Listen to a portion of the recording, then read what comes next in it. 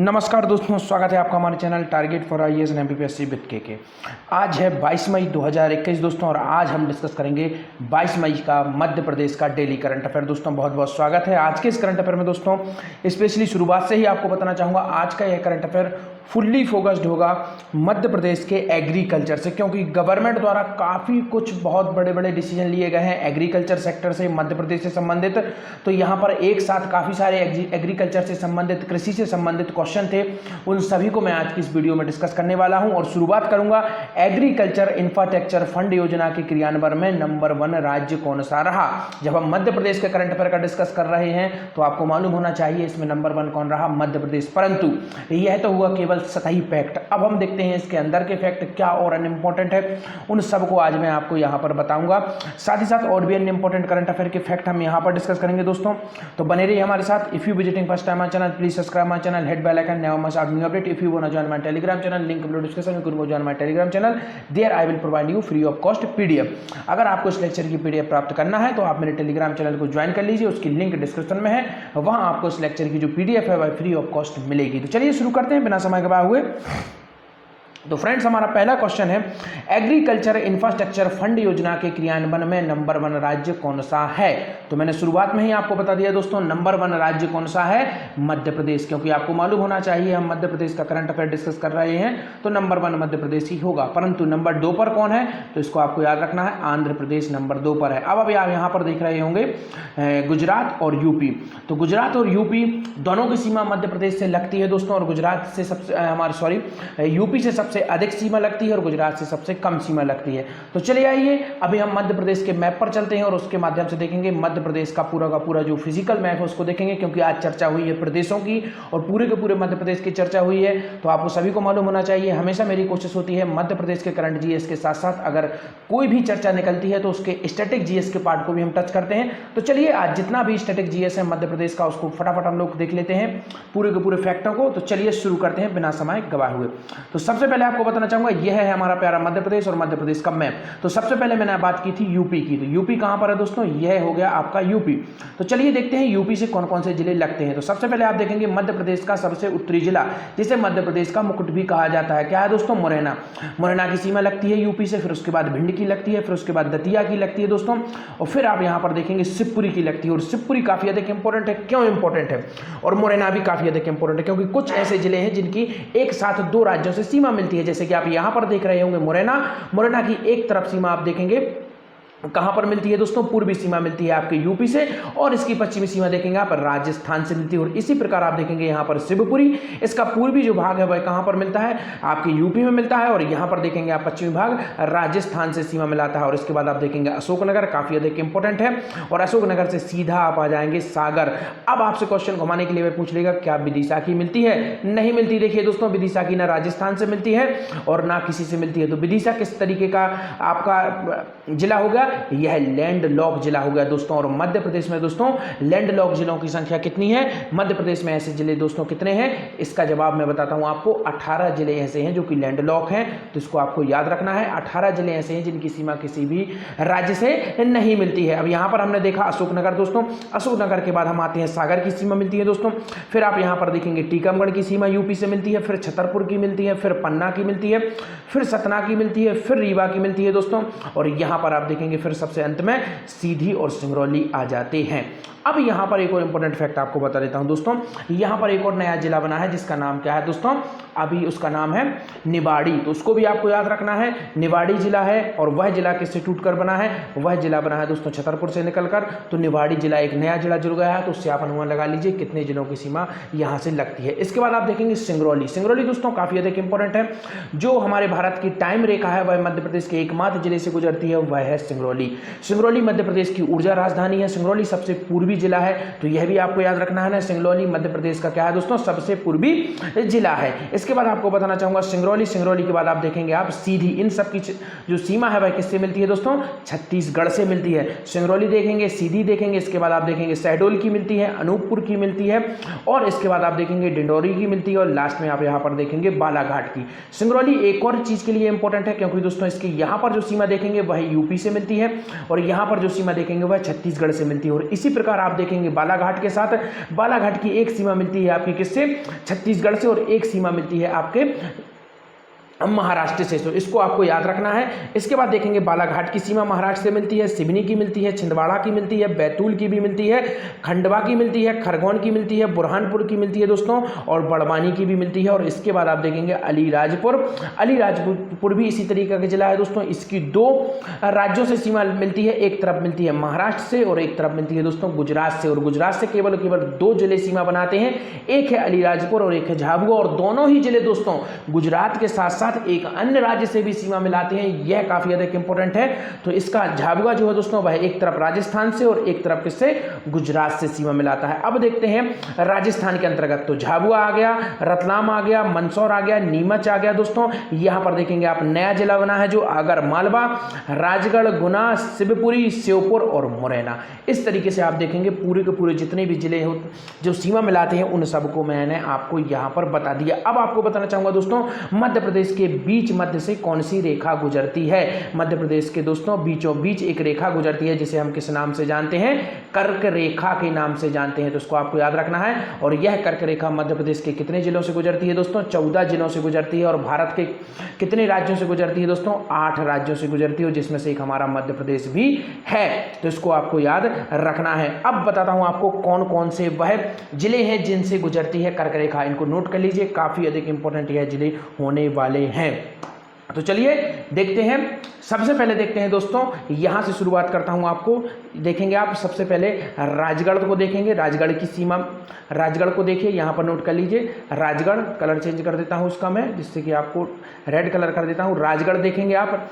फिर उसके बाद देखेंगे आप राजगढ़ के बाद आप देखेंगे सीहोर, यहां पर आप देखिए सीहोर की सीमा मिलती है। इसके बाद आप देखेंगे सीहोर, भोपाल, विदिशा, सागर, दमोह। तो इसी प्रकार का जो क्रम आप देखेंगे यह पूरा का पूरा बनता जाता है इस तरह तक। तो यह पूरे के पूरे जिले हैं जिनको मैं साइड में आपको लिख देता हूं। तो चलिए एक बार आप लोग नोट करते जाइए। शुरुआत करते हैं हम लोग रायसेन, सबसे पहला लिख लीजिए, नोट कर लीजिए। रायसेन के बाद आप देखेंगे सीहोर, नोट करते जाइए जल्दी से जल्दी। रायसेन हो गया, सीहोर हो गया। फिर इसके बाद आप देखेंगे उज्जैन हो गया, महाकाल की नगरी। रायसेन, सीहोर, उज्जैन। इसके बाद आप देखेंगे दोस्तों सागर, दमोह,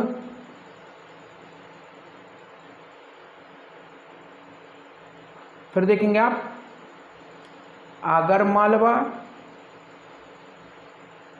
फिर देखेंगे आप विदिशा। फिर इसके आपने उज्जैन एक बार देख लिया दोस्तों। अब इसके बाद आपको एक और है, 2 ऊ वर्ड आते हैं, तो इसको भी आपको याद रखना है दोस्तों।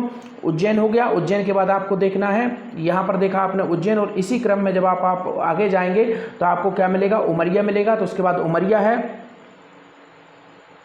फिर उसके बाद आप देखेंगे सीधी और सिंगरौली, और फिर उसके बाद आप देखेंगे लास्ट में आपका भोपाल। तो इस तरीके से हमने देखा 14 जिले जो हैं वह सीमा मिलाते हैं किससे, आपके कर्क रेखा इन जिलों से गुजरती है। दोबारा से आपको बता देता हूं, रायसेन, सीहोर, उज्जैन, सागर, दमोह, आगर मालवा, विदिशा, राजगढ़, जबलपुर,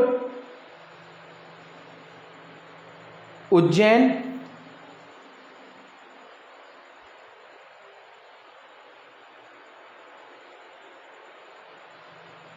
कटनी,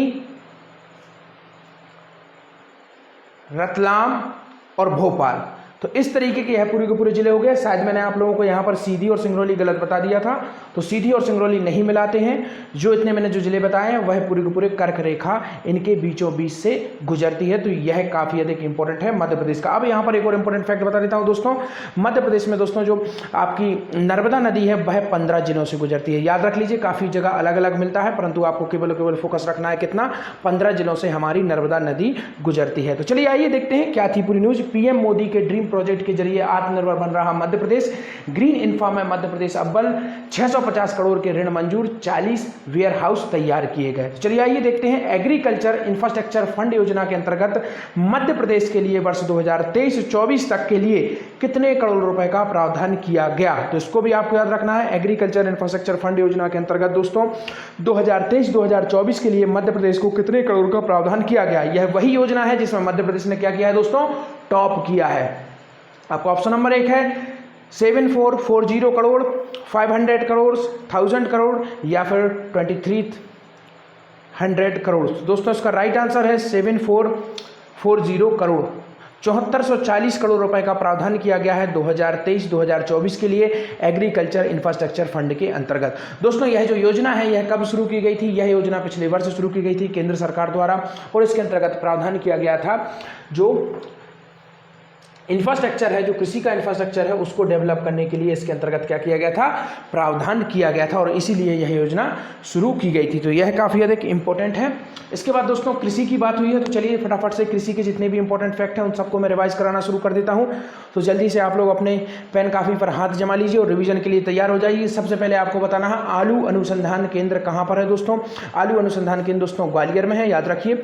सेकंड देखते हैं गेहूं अनुसंधान केंद्र कहाँ पर है दोस्तों, पावरखेड़ा होशंगाबाद में गेहूं अनुसंधान केंद्र है। इसके बाद देखना है दोस्तों कपास अनुसंधान केंद्र कहाँ पर है दोस्तों। कपास अनुसंधान केंद्र है दोस्तों आपका खरगोन में। कहाँ पर है, खरगोन में। परंतु यहाँ पर एक और लूफोल है। लूफोल क्या है दोस्तों, अगर आपसे पूछा जाता है जैविक कपास तो वहां का आंसर क्या होगा दोस्तों, खरगोन की जगह क्या हो जाएगा, खरगोन का उल्टा क्या है, खंडवा। बस इतना आपको याद रखना है। जहां पर जैविक, आप उसकी ट्रिक भी सेट कर सकते हैं, जैविक का वाह और खंडवा का वाह, क्योंकि खंडवा में वाह आता है, खरगोन में वाह नहीं आता है। इस तरीके से आप लिंक कर लीजिए। जहां पर जैविक आया वहां पर वाह अर्थात खंडवा, और जहां पर कपास है, ओनली कपास है, वहां पर क्या है, गौन अर्थात खरगोन। इस तरीके से आप उसे याद भी कर सकते हैं। कोई भी अपने दिमाग में ट्रिक सेट करिए, कुछ भी करिए, बस हमको उसको याद करना है, इट डजंट मैटर।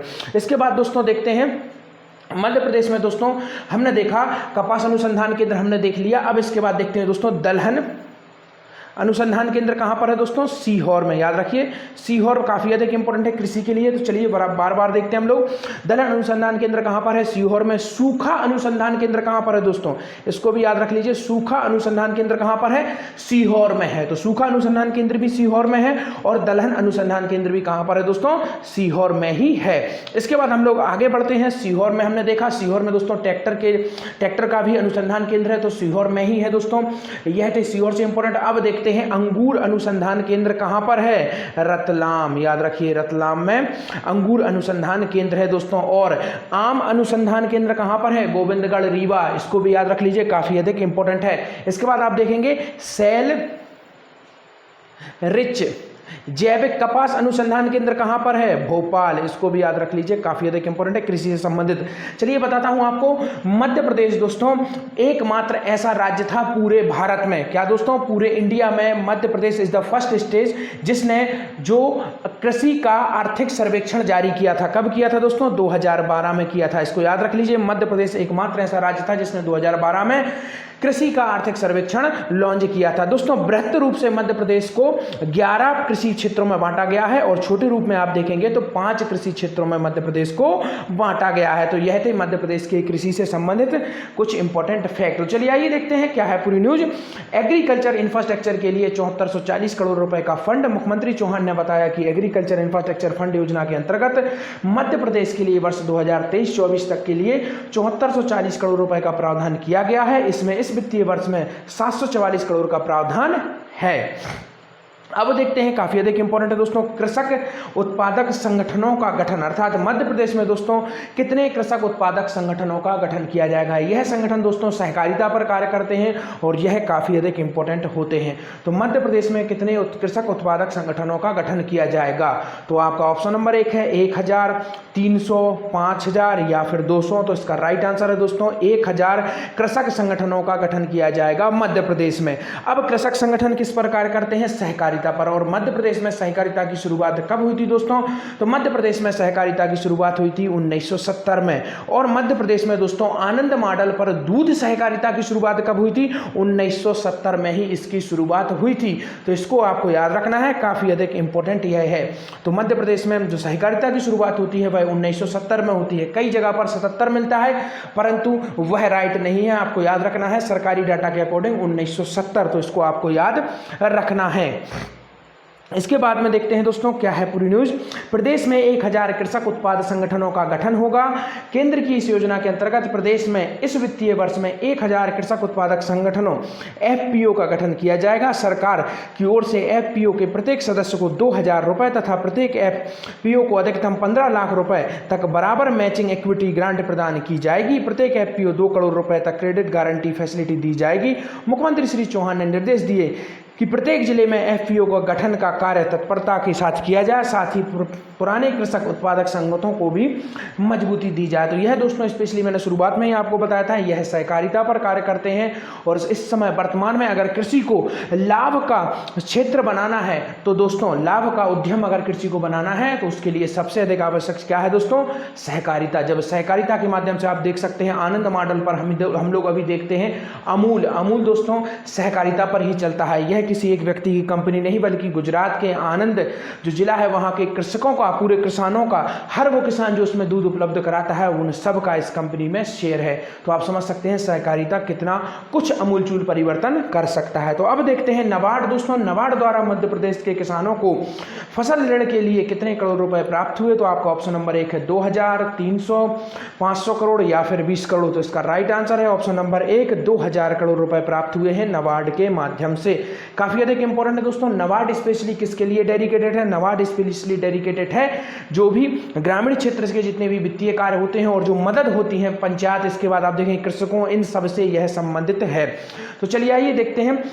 प्रदेश के किसानों को फसल ऋण के लिए 2000 करोड़ रुपए प्राप्त हुए। पैकेज के अंतर्गत किसानों को फसल ऋण के लिए जिला सहकारी केंद्रीय बैंक को नाबार्ड द्वारा स्पेशल लिक्विडिटी फैसिलिटी प्रदान की जा रही है। इसके अंतर्गत अपेक्स बैंक द्वारा नाबार्ड को 3000 करोड़ रुपए का प्रस्ताव भिजवाया गया है, जिसमें से नाबार्ड द्वारा 2000 करोड़ रुपए प्रदेश के लिए स्वीकृत कर दिए गए हैं। अब देखते हैं दोस्तों मध्य प्रदेश के कितने कृषकों को किसान क्रेडिट कार्ड योजना का लाभ प्राप्त हुआ।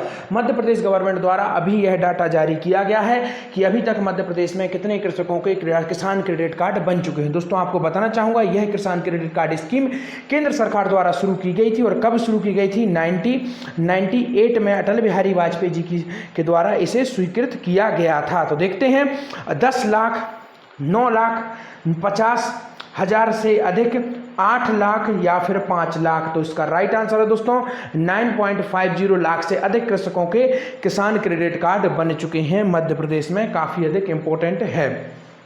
अब आपको बता देता हूं दोस्तों किसानी जुड़ी किससे रहती है? किसानी जुड़ी हुई रहती है हमारे गांवों से। तो चलिए आइए 2011 की जनसंख्या के कुछ फैक्ट देख लेते हैं। तो चलिए शुरू करते हैं फटाफट। मध्य प्रदेश की दोस्तों कितने प्रतिशत जनसंख्या ग्रामीण है? तो मध्य प्रदेश की दोस्तों 72.4% जनसंख्या क्या है? ग्रामीण है। और 27% जनसंख्या क्या है? शहरी है। अब इसके बाद निकालते हैं हम और इंपॉर्टेंट फैक्ट जनसंख्या के। तो सबसे बड़ा इंपॉर्टेंट फैक्ट यह है दोस्तों कि मध्य प्रदेश का जनसंख्या की दृष्टि से सबसे बड़ा जिला कौन सा है? यहां पर मैं बात कर रहा हूं जनसंख्या की दृष्टि से। इंदौर मध्य प्रदेश का जनसंख्या की दृष्टि से सबसे बड़ा जिला है। इंदौर के बाद दूसरा जिला कौन सा है जनसंख्या की दृष्टि से? जबलपुर। और अगर आपसे वह पूछता है कि मध्य प्रदेश का क्षेत्रफल की दृष्टि से सबसे बड़ा जिला कौन सा है, तो वह है दोस्तों छिंदवाड़ा, जिसको आपको याद रखना है।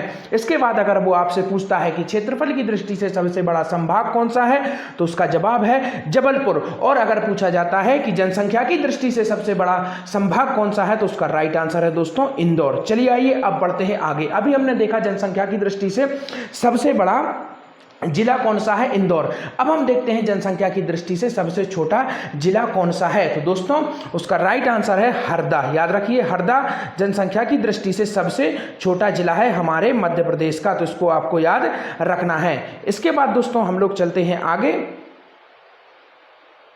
हरदा को हमने देख लिया है। अब हम देखते हैं आगे।